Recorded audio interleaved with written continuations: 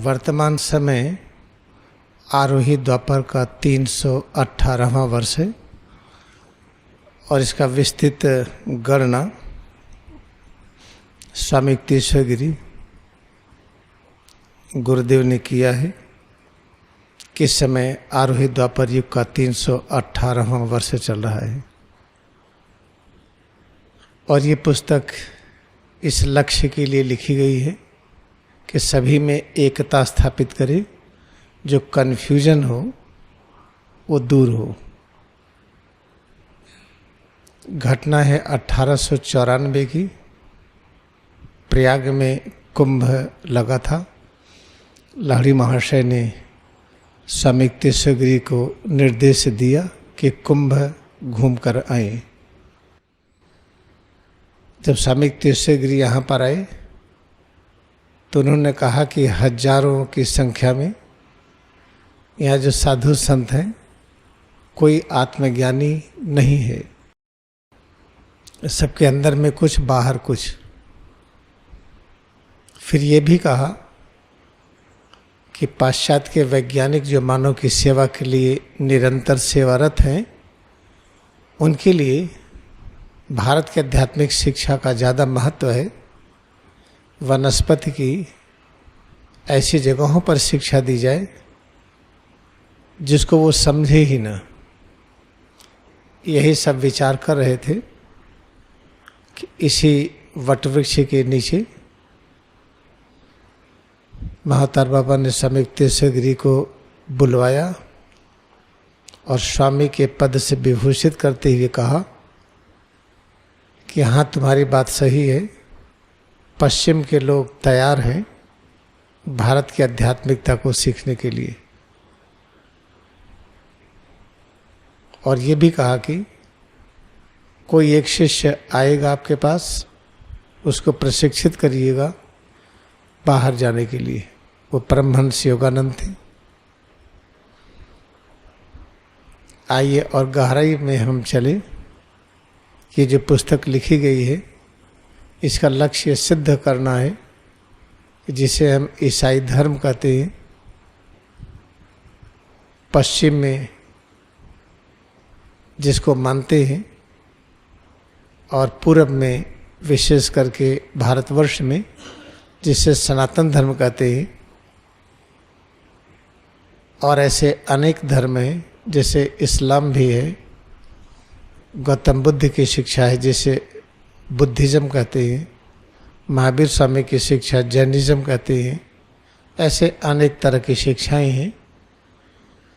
तो इस पुस्तक का लक्ष्य है ये दिखाना कि सब ने एक ही चीज़ कही है। आइए हम चलते हैं बाइबल में ईसा मसीह की शिक्षा। जब ईसा मसीह को कोई एक भक्त, महिला भक्त उनके खोज में निकली, उनके पास आई और उनके वस्त्र को छूते ही, ईसा मसीह को छूते ही उसके कष्ट दूर हो गए। तो उसने कहा कि प्रभु, आपने सब कष्ट दूर कर दिया। तो ईसा मसीह क्या कहते हैं कि दाई फेथ हील्ड यू। आपका जो फेथ था वो आपको ठीक किया। तो फेथ क्या है? इसको बाइबल में ही लिखा गया है, जिसे अपने यहाँ सनातन धर्म कहते हैं।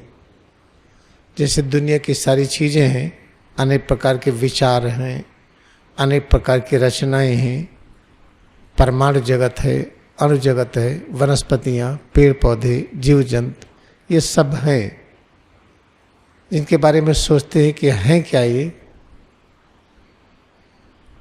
तो ये कल्पना की जाती है कि इसका निर्माता कोई होगा।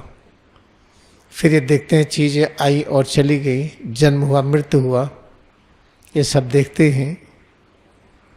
तो फिर शिक्षा क्या दी गई ईसा मसीह के द्वारा, जीसस क्राइस्ट के द्वारा, मोसेस के द्वारा, कि faith is the substance. Substance कहते हैं कोई भी वस्तु, चाहे विचार हो, चाहे शब्द हो, अणु परमाणु हो, पेड़ पौधे हो, जीव जंतु हो, किसी भी वस्तु को सब्सटेंस कहिए। तो फेथ क्या है? The substance. ये मान लेना कि जो कुछ हम वर्तमान में देख रहे हैं ये पहले भी था। द लगाने का अर्थ ये है कि पहले भी था। जो चीज पहले था आज भी है, वो आगे भी रहेगा। इसको कहते हैं निरंतरता। इसी निरंतरता को सनातन अस्तित्व कहते हैं, सनातन गुणधर्म कहते हैं।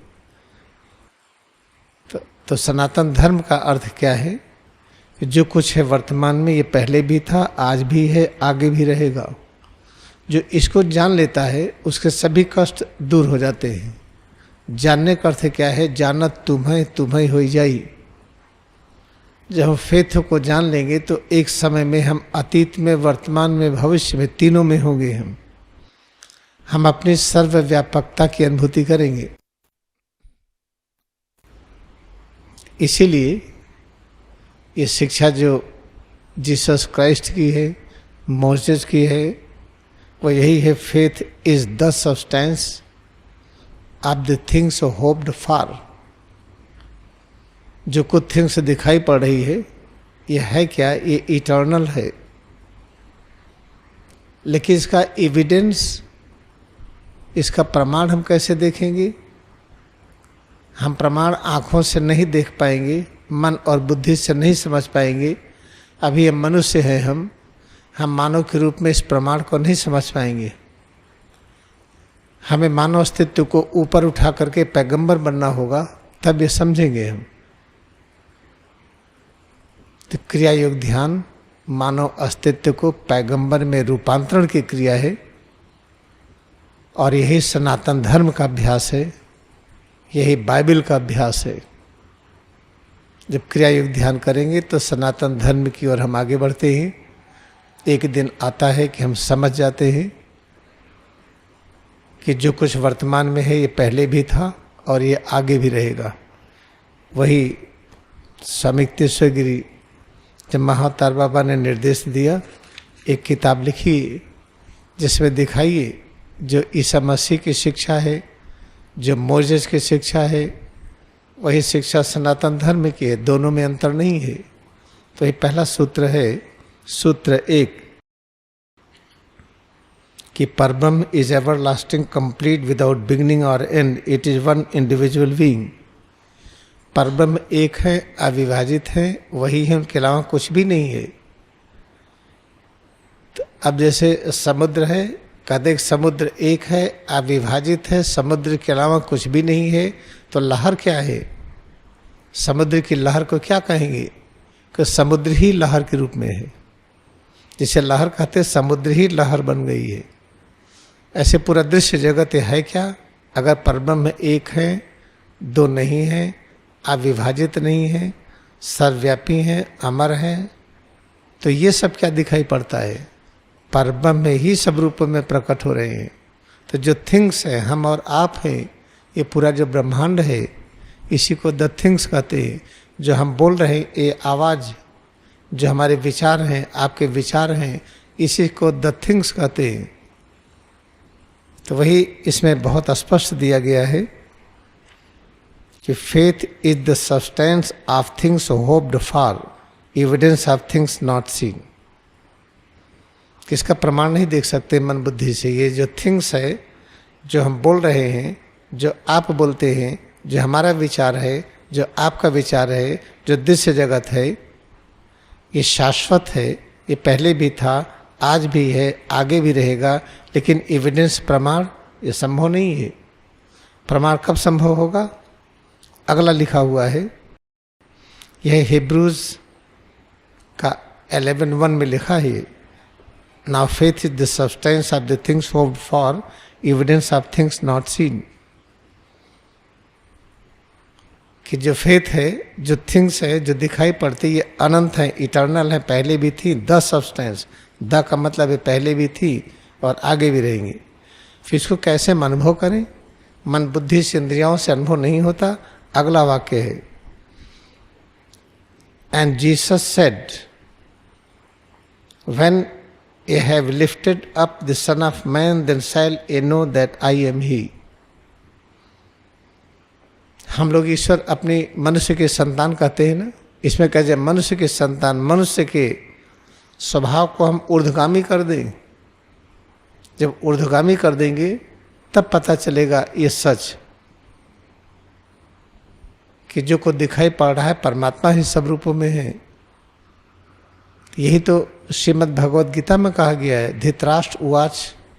धृतराष्ट्र कौन है? अंधे हैं, अपने अंदर मन अंधा है। तो मन को शिक्षा दीजिए कि ऊर्ध्वगामी हो। ऊ का मतलब ऊपर।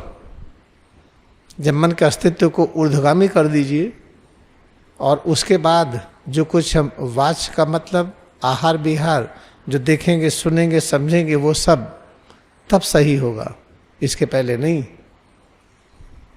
तो गीता का प्रथम जो 2 शब्द है धृतराष्ट्र उवाच, वही आपको बाइबल में मिलेगा। ये इन सब की व्याख्याएं बहुत सूक्ष्म, बहुत विस्तृत है, अनंत है।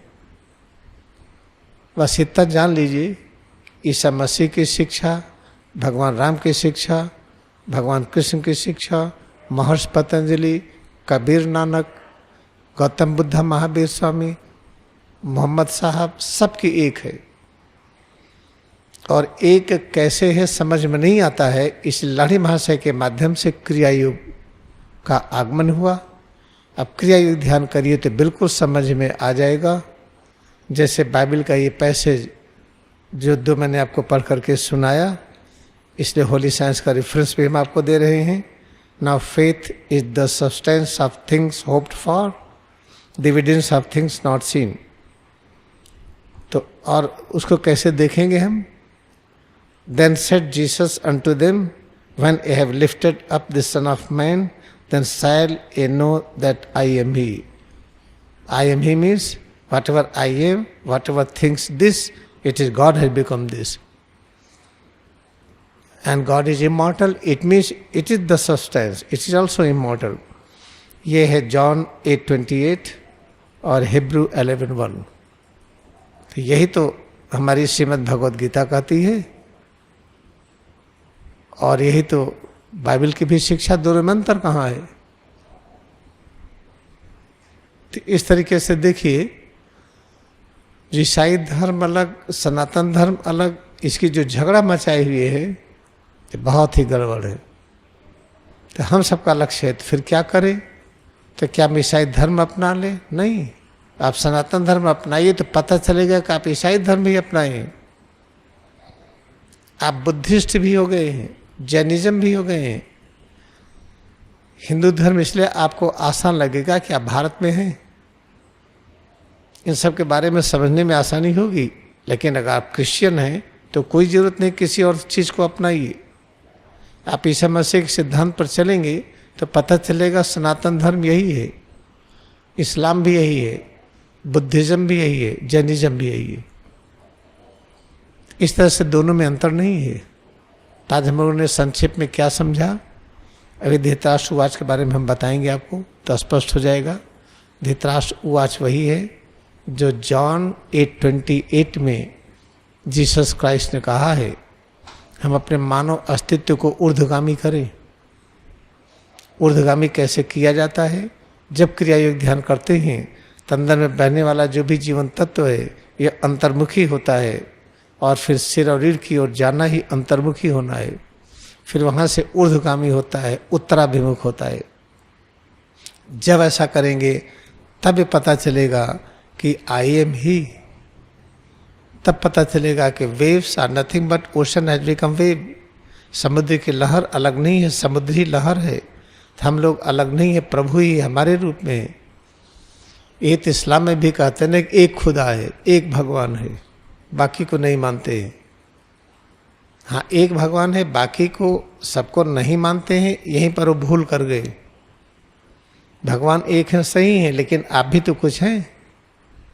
तो अगर आप कुछ हैं, भगवान कुछ और अलग हैं, आपका अस्तित्व अलग है, तो भगवान थोड़े कमजोर हो गए कि नहीं? तो भगवान सर्वशक्तिमान कहाँ होंगे? अगर हमारा अस्तित्व अलग है, उनका अलग है, अगर लहर का देख हम अलग हैं, समुद्र अलग है, तो लहर का अस्तित्व कुछ हुआ? तो समुद्र को हम सब कुछ थोड़ी कर देंगे है आप बहुत बड़े हैं, लेकिन लहर भी है। लेकिन भगवान का स्वभाव क्या है? कि सर्वज्ञ है, संपूर्ण ज्ञान में, संपूर्ण शक्ति में। ये तभी संभव है जब वो स्वयं निराकार सर्वव्यापी होते हुए भी आपके रूप में है। यही थोड़ा सा इस्लाम को जो मानते हैं थोड़ी सी कमी कर दिए हैं। प्रत्येक रचना को हम ये नहीं मानते हैं कि प्रभु उस रूप में है, लेकिन ये तो मानते हैं कि प्रभु हमारे अंदर है, आपके अंदर हैं। अगर प्रभु इसके अंदर हैं तो सोचिए, तो प्रभु की शक्ति क्या है? अनंत। तो इसके अंदर अनंत शक्ति है कि नहीं? हाथ पैर में हर जगह अनंत शक्ति, अनंत ज्ञान, ये सब है कि नहीं? तो इस तरीके से क्रिया योग ध्यान फैलना बहुत आवश्यक है। इसके फैलने से, अभ्यास करने से सब चीज़ें एक हो जाएंगी। जो बिखराव है, जो डिवीजन है, ये सब खत्म हो जाएगा।